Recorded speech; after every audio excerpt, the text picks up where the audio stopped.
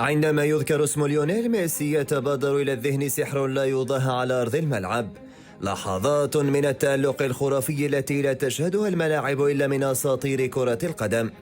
لكن خلف كل خطوة يخطوها ميسي وكل لمسة ساحرة على العشب الأخضر هناك شخص آخر يقف في الظل.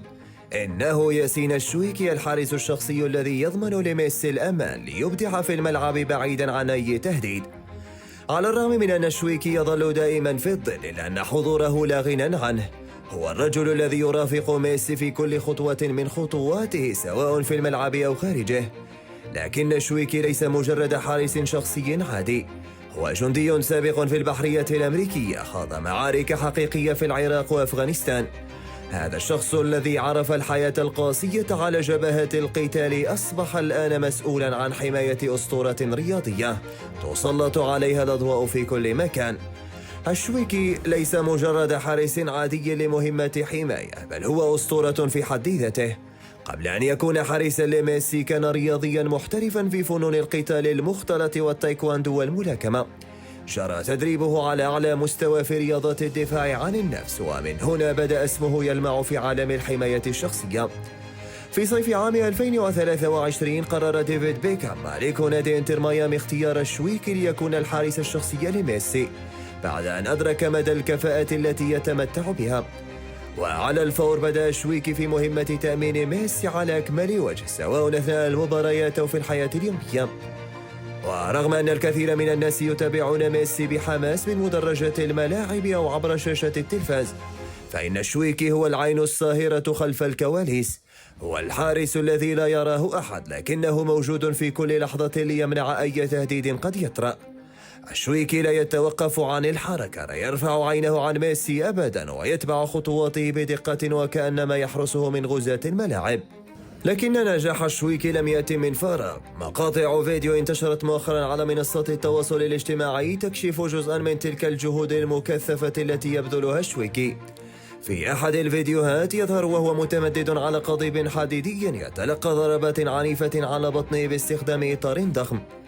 وفي مقاطع أخرى يظهر وهو يتلقى لكمة شديدة القوة على بطنه، بالإضافة إلى ضربات متتالية من قضيب حديدي. هذه التدريبات القاسية ليست مجرد تمرينات بدنية، بل هي أسلوب حياة اختاره الشويكي لتأهيل نفسه ليكون دائما مستعدا لمواجهة أي تهديد قد يطرأ. وما يميز الشويكي ليس فقط لياقته البدنية العالية بل عقليته الاحترافية. ففي العديد من المباريات يظهر الشويكي وهو يقف خارج الملعب مراقبا كل تحركات ميسي.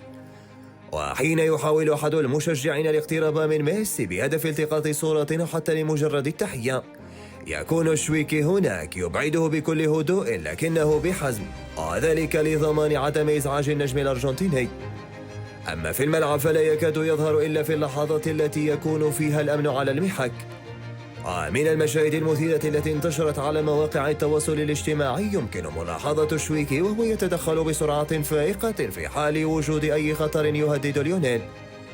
وفي أحد المباريات عندما اقترب أحد المشجعين من أرض الملعب كان الشويكي أسرع من البرق حاملا مسؤولية الحماية على عاتقه، وكان يتدخل بسرعة ليمنع أي تهديد محتمل. وعلى الرغم من أنه قد لا يكون معروفا للجماهير كغيره من النجوم، إلا أن ياسين الشويكي يتقاضى راتبا ضخما مقابل مهمته الاستثنائية. فبحسب تقارير إعلامية يحصل الشويكي على 3.5 مليون دولار سنويا من نادي انتر ميامي مقابل الحماية الدائمة لليونيل، بما في ذلك حراسة زوجته أنطونيلا وأطفاله الثلاثة تياغو وماتيو وسيرو. الرقم لا يتوقف هنا، فالشويكي يقود فريقا مكونا من 50 فردا يحيطون بمنزل ميسي وعائلته، وهو ما يعكس حجم المسؤولية التي يتحملها يوميا. ففي عالم مليء بالمخاطر يصبح الشويكي الرجل الذي يمكن أن يثق فيه الجميع للحفاظ على الأمان والراحة للنجم الأرجنتيني الذي لا يغيب عن الأضواء. في النهاية يظل ياسين الشويكي هو الحارس الذي لا يراه الجمهور، لكن وجوده حاسم في كل لحظة من حياة ميسي. هو المثال الحقيقي للوفاء والاحترافية. فبينما يسحر ميسي العالم بأهدافه ولعبه الاستثنائي، يكون الشويكي هو الساهر في الظل يراقب ويحمي ويؤمن لأفضل لاعب في العالم حياة بعيدا عن الأضواء.